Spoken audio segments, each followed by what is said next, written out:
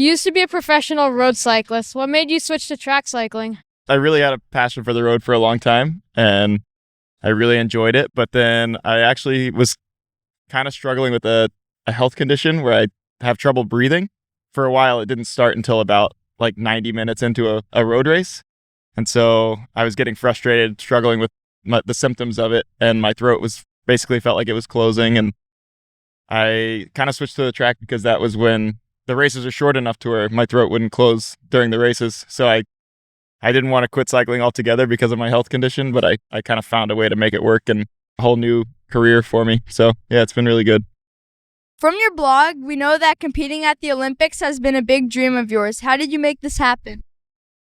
I mean, honestly, it's been a lifelong pursuit of mine, and I always had faith that there might be a way that I could still make it happen. It means the world that I've finally like reached that pinnacle that I've been striving for, but at the same time, I feel like in a way I'm proud of myself, but I feel free now because I can race for fun again, and I've already like accomplished what I wanted to, and I feel like I can really find the joy in the sport again. Another big piece was just not quitting. I think I'm 30 years old, and I've considered quitting hundreds of times, and you just push through those moments, and sometimes they last a couple days, sometimes they last a couple weeks, and you don't really want to do it anymore. And the big thing I think is just to never give up hope and to just be able to envision that future for yourself that's better than where you are now. You write a lot about the mental challenges of being a professional cyclist. How important do you think the mental aspect is for racing? I think it's at least as important as the physical. Like, I think so many people just focus so much of their training and their time and their energy on trying to be physically fit, and it's an easy thing to forget how important the mental side is. Like I was telling Max a minute ago, like I've considered quitting 100 times, more than 100 times probably, and that's where the mental aspect really comes in, because you get to remember why you do it, and you get to, I guess, refine that joy and that passion, and that can sometimes again happen week to week or day to day, or even if you're doing an interval session, it can happen at interval to interval. You have to, I guess, be able to envision a better future for yourself and understand, I guess, that it's in your power to make it there. That's the mental side to me, and that's the reason that I feel like the sport is so engaging too, because the physical can get a bit boring sometimes, but the shift between boring and exciting, it's all in your head. It's just a whole different, I guess, world to explore the mind as much as you explore the body. When a Star Track teammate of ours complains about their bike, the coaches tell us how you started on a steel bike. Does equipment matter for people with my age? I think it doesn't matter as much as you might think it does.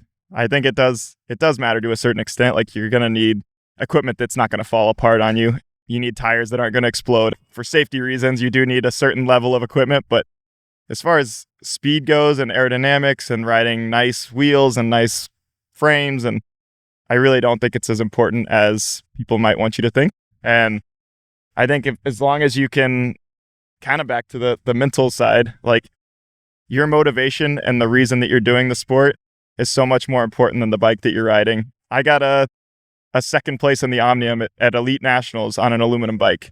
When you start getting faster and faster, it starts getting more and more important. But at the slower speeds, aerodynamics aren't as important. And I really think the biggest reason that you would want a nicer bike or a nicer wheels or whatever is kind of goes back to the mental side again. It makes you feel fast, and then you race differently because you're more confident. But if you can explore the mental side enough to be confident on even lesser equipment, that was kind of one of the games that I was playing with myself, is like, if I can be this good on an aluminum bike, like how good could I be on a carbon bike someday? Prove to yourself that you need it at some point and earn it. Any advice for young cyclists like us? Yeah, I mean, I think you just have to really fall in love with the process of training, but also of the mental side and the exploration of what it means to be an athlete in the sport. Some people really like the tech and the bikes, and that can be exciting, but at its root, I feel like your motivator needs to remain, I guess, a love for the process and a love for riding the bike and a love for spending time outside. It helps to look at the big picture and not get too focused on the results or the bike.